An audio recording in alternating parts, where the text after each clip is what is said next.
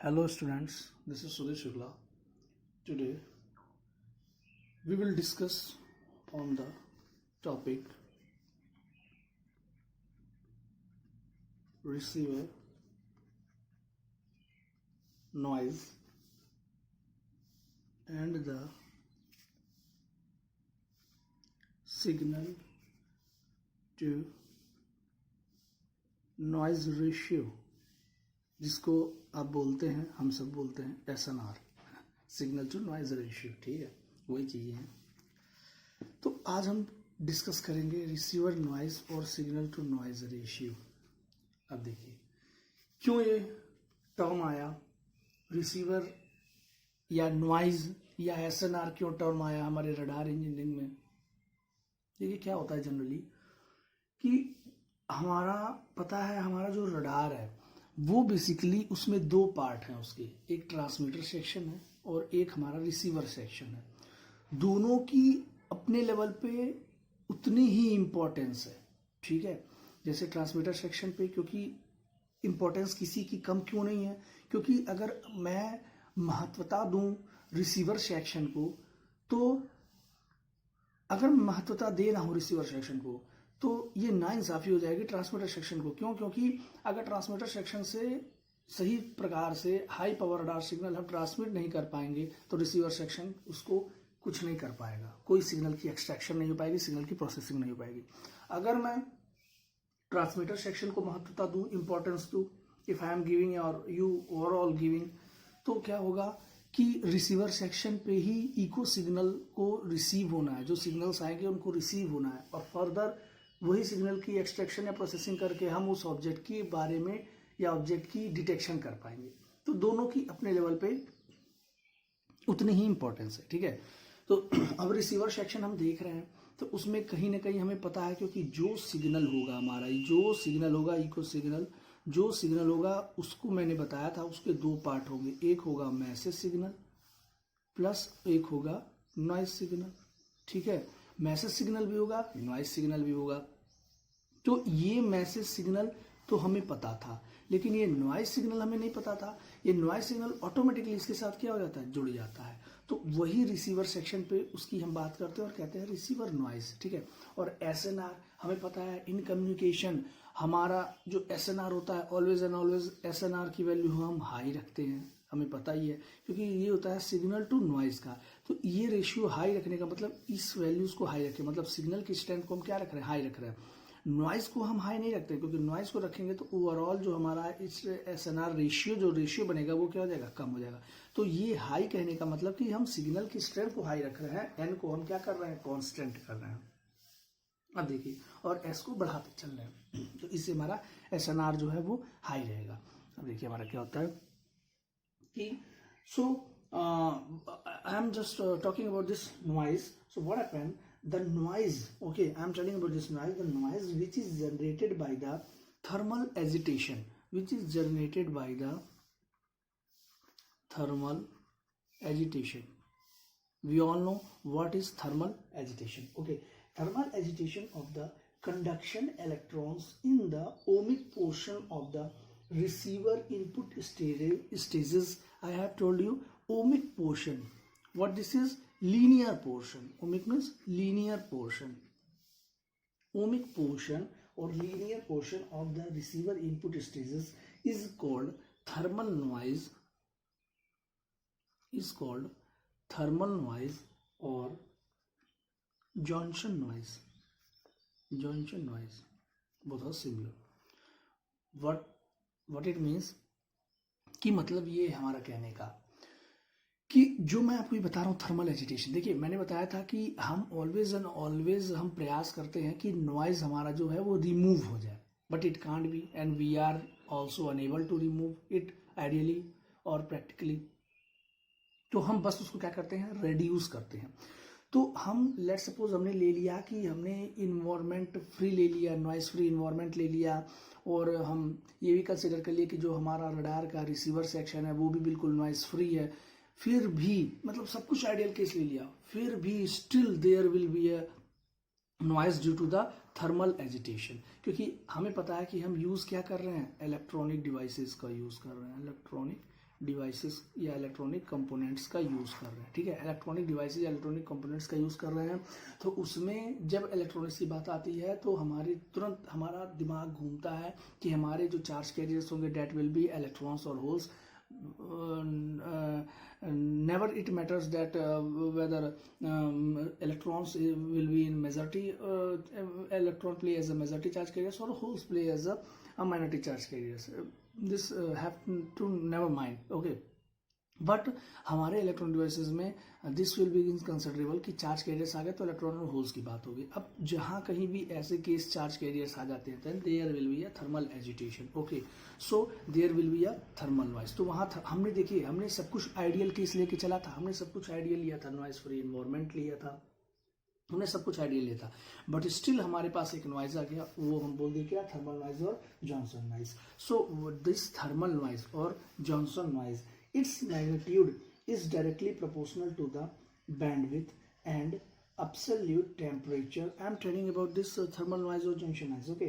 The magnitude is directly proportional to the whose magnitude, thermal noise or junction noise magnitude means the magnitude of thermal noise or junction noise is directly proportional to the bandwidth and the absolute temperature of the ohmic portion of the input circuits.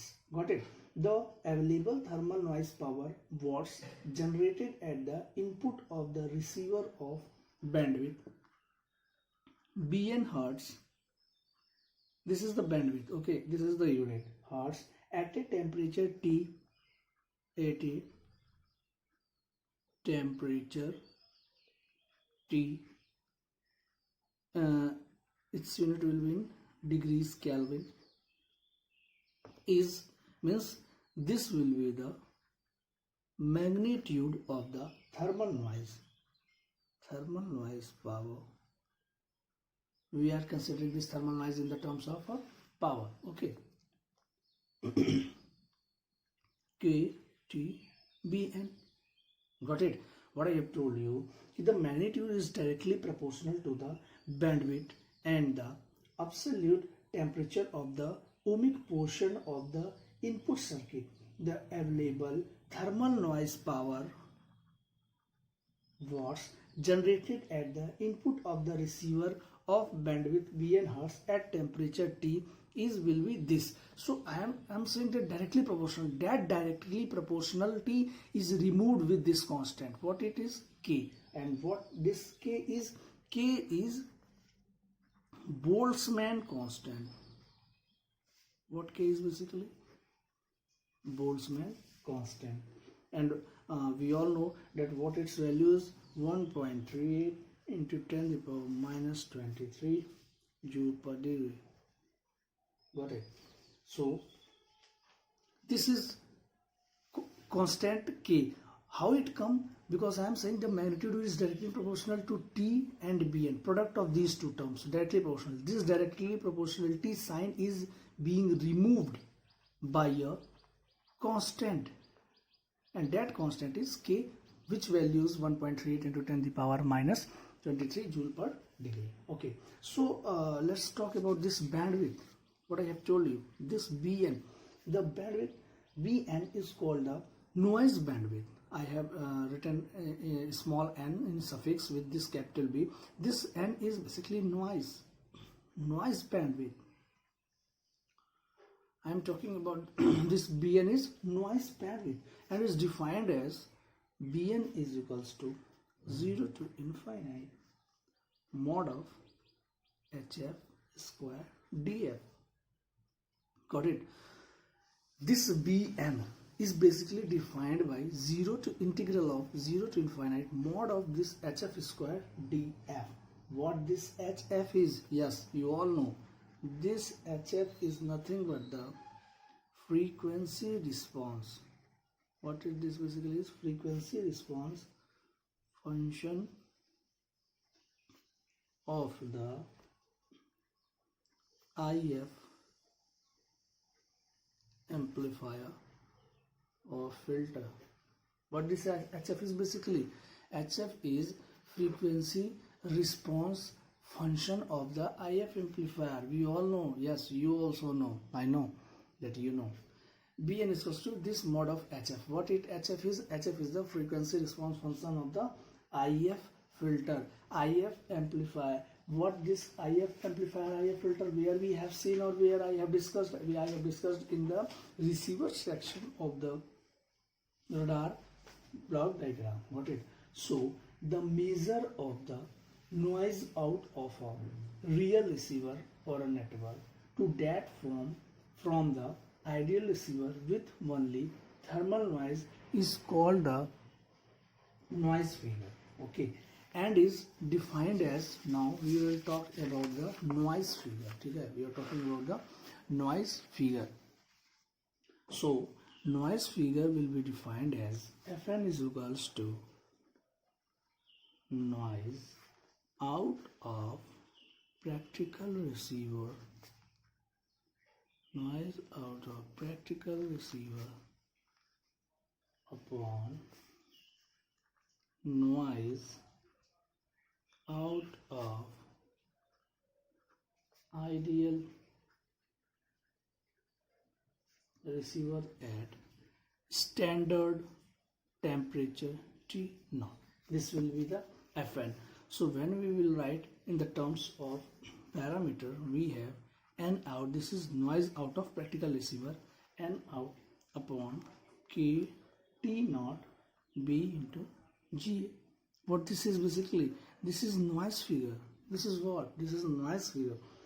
Means the measure of the noise when you are measuring in any domain or in any case when you are measuring the noise. जब आप noise को measure करते हैं तो आपको noise को measure करने के लिए noise figure term लेना होगा. तो उस noise figure को हम कैसे डिफाइन करेंगे वो यहाँ फॉर्मूला पे लिखा. कभी भी जब नॉइज फिगर को डिफाइन करना हो, so we will define it like कि the measure of the noise out of a real receiver to that from the ideal receiver. Real receiver means practical receiver.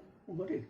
So the measure of the noise out of the real receiver or the practical receiver to that from the ideal receiver with only thermal noise. Means here in this case we are considering only what? Thermal noise. हम thermal noise को ही consider कर रहे हैं. is called the noise figure. और उस noise figure को हम define करते हैं कि noise out of a practical receiver upon noise out of a ideal receiver at a standard temperature T0. तो हम इस प्रकार से define कर देते हैं जहाँ पे where what this N out is noise out of the receiver, noise out of the receiver. Okay, what this GA is? GA is basically available gain.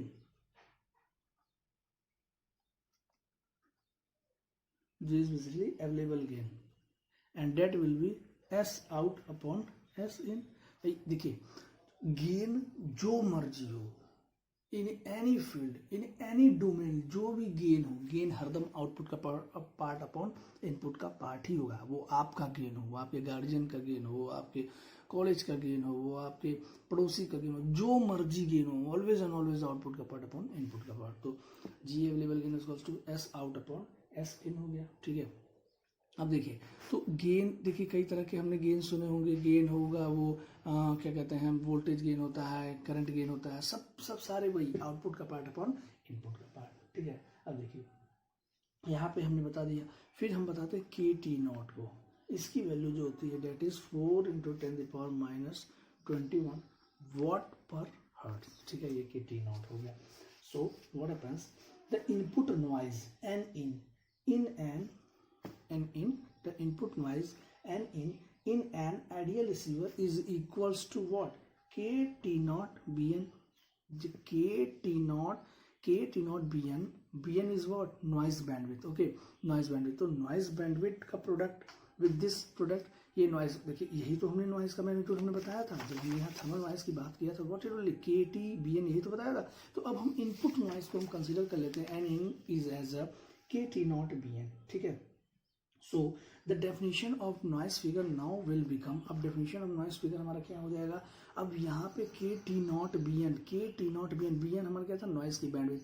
इसको हम अब जब इस इक्वेशन में रखेंगे तो हमारे पास क्या आएगा, तो नॉइज फिगर को जब हम डिफाइन करेंगे कि the definition of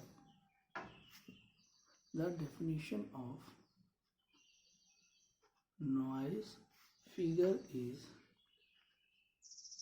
given as, अगर हम बात करेंगे F N equals to what it will be N out upon के, ये हमारा होता है बेसिकली, ये हमारा होता है, ठीक है। अब इस पैरामीटर की जगह हम क्या रख सकते हैं, एन इन रख सकते हैं। तो हम यहाँ जब रखेंगे it will be N out upon N in into G, ये हमारा हो सकता है। ये हमारा क्या होगा, ये हमारा नॉइस फिगर होगा। अब देखिए जब नॉइस फिगर हमारा एन आउट अपॉन एन इन जी हो गया, फिर हम नॉइस फिगर को और थोड़ा सा स्टैंडर्ड वे में अगर हम डिफाइन करेंगे तो हम डिफाइन करेंगे एन आउट अपॉन एन इन। अब ये जो टर्म जी ए है, जी ए को मैंने किससे डिफाइन किया था, एस आउट अपॉन एस इन से। तो हम यहाँ रख सकते हैं, यहाँ रखेंगे एस आउट अपॉन एस इन, रख सकते कि नहीं रख सकते हैं। तो इसको ऊपर लिया तो हम ऊपर लिख लें, ठीक है। तो यहाँ पे हम इसको रख लेंगे N out upon N in into S in हो गया अपॉन एस आउट हो गया। बात क्लियर है कि नहीं क्लियर है, ठीक है। ये हमारा नॉइस फिगर हो गया। इसी को हम रीअरेंज करते हैं, got it, this is rearranged. जब हम इसको रीअरेंज करते हैं तो हमारे पास जो एफ एन आता है that becomes S in upon N in upon S out upon N out. S by N, जो हम एस बाई एन रेशियो की बात कर रहे थे उसके फॉर्म में हमने कर लिया, एस बाई एन के फॉर्म में कर लिया, ठीक है। S in upon N in और upon S out upon N out, इसके फॉर्म में कर लिया। So this equation shows that, okay, this equation मतलब इस इक्वेशन की हम बात कर रहे हैं, जो ये इक्वेशन आपके पास आया है, ठीक है, इस इक्वेशन की बात कर रहे हैं कि दिस इक्वेशन कौन सा इक्वेशन, जो F N is equals to S in upon N in upon S out upon N out आया, ठीक है। Equation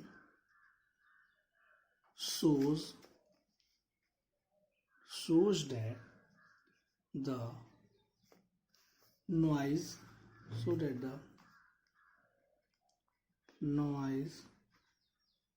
figure may be interpreted as a measure of the degradation of the signal to noise ratio as the signal passes through the receiver, ठीक है। तो जो ये equation आया है, this equation shows that the noise figure may be interpreted as a measure of the degradation of the signal to noise ratio as signal passes through the receiver। जैसे signal pass होता है, जैसे receiver section से हमारा जो eco signal आता है, क्योंकि इको सिग्नल हमारा इंफॉर्मेशन लेके आता है, तो वो इको सिग्नल जैसे हमारा रिसीवर सेक्शन से पास होता है तो कहीं ना कहीं वो डिग्रेड होने लगता है। वो कौन बता रहा है, ये आपका नॉइज फिगर बता रहा है, ठीक है। नॉइज फिगर बता रहा है कि जो सिग्नल की स्ट्रेंथ है, जो एसएनआर रेशियो है, वो कहीं ना कहीं क्या हो रहा है, डिग्रेड हो रहा है। तो क्या होता है इक्वेशन, तो हम जब एस इन के फॉर्म में देखते हैं इक्वेशन को, जब एस इन को हम देखते हैं तो वो हम लिखते हैं k T naught B F N S out upon N out, ठीक है, ये हम लिखते हैं उसको। So what happens if the minimum detectable signal, ठीक है। अब देखिए ये हमारा एस इन आ गया। अब एस इन जो आया आपका, सेम जो ये आपके पास इक्वेशन था, जो हमारे पास ये इक्वेशन था, हमने वापस इसको, ये हमने बस ऐसे एक इसकी अरेंजमेंट की थी, ठीक है। अब जो इक्वेशन हमारे पास आया था, इसमें हमने पुरानी वैल्यूज रख दी, जो कि ये एन इन क्या था, जो आपका थर्मल नॉइज था, इनपुट नॉइज, ये आपका क्या था, थर्मल नॉइज। हमने बताया था, मैंने आपको बताया था कि जो भी कितना मर्जी केस ले लें, आइडियल केस ले लें, एक नॉइज रहेगा ही, डेट इज थर्मल नॉइज। उसका मैग्नीट्यूड जो होता है एन इन, वो क्या था आपका k T naught B N, T naught आपका था स्टैंडर्ड टेम्परेचर था, के आपका क्या था बोल्टजमैन कांस्टेंट था, और बी एन आपका था नॉइज बैंडविड्थ। तो फिर से हम क्या करते हैं, उसी को हम वापस से रिप्लेस करते हैं, ठीक है सर क्यों एक बार आप उधर कर इधर करें, बस चीज़ों को समझने के लिए है आपकी, ठीक है रही हुई बात वही है, बस चीज़ों को समझने के लिए थोड़ा सा तरीका अलग है, ठीक है। तो अब हम वापस एन इन की जगह रखते हैं, क्योंकि इसमें से बस हम एस इन निकाल लेते हैं, एस इन निकाल लेते हैं, और आपका एफ एन जो है वो यहाँ पे रहता है, ठीक है। एफ एन रहता है, बी बैंडविड्थ है, स्टैंडर्ड टेम्परेचर है, बोल्ट्जमैन कांस्टेंट है, ये एन आउट है, नॉइज पावर है, और ये आपका एस आउट है, ठीक है। तो देखिए होता है if the minimum detectable signal S minimum, minimum detectable signal की बात किया तो मैंने S minimum is that value of S in, means it is that value of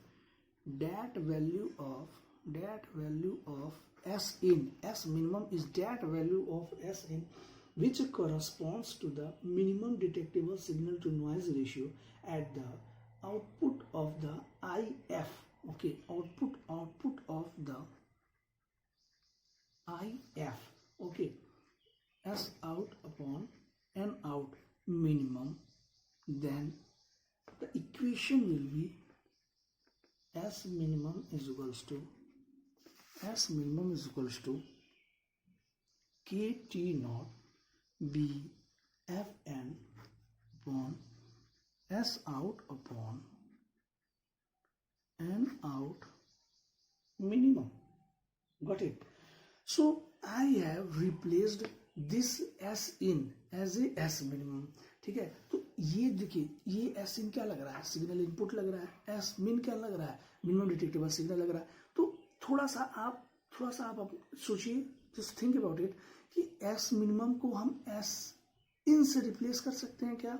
देखिए अब मैं बताता हूँ आपको, अगर आप पता कर पाए तो वेल एंड गुड, लेकिन नहीं पता कर पाए, नहीं समझ पा रहे तो बात समझिए। देखिए जो आपका एस इन है डेट इज इनपुट सिग्नल है, तो रिसीवर सेक्शन पे जो इनपुट सिग्नल है वो आपका क्या है, इको सिग्नल है। इनपुट सिग्नल आपका क्या है, इको सिग्नल है, और जो इको सिग्नल है वो मैक्सिमम रडार रेंज के टर्म्स में, मैक्सिमम रेंज के टर्म्स में वो आपका इनपुट सिग्नल क्या होगा, एस मिनिमम होगा, ठीक है। क्योंकि maximum R that means minimum signal crystal, और वो मिनिमम सिग्नल मतलब क्या आपका इको सिग्नल, ठीक है। और वो इको सिग्नल जो कि रिसीवर सेक्शन पे आ रहा है वही आपका क्या बन जा रहा है, इनपुट सिग्नल बन जा रहा है। Now you can relate it, thank you so much.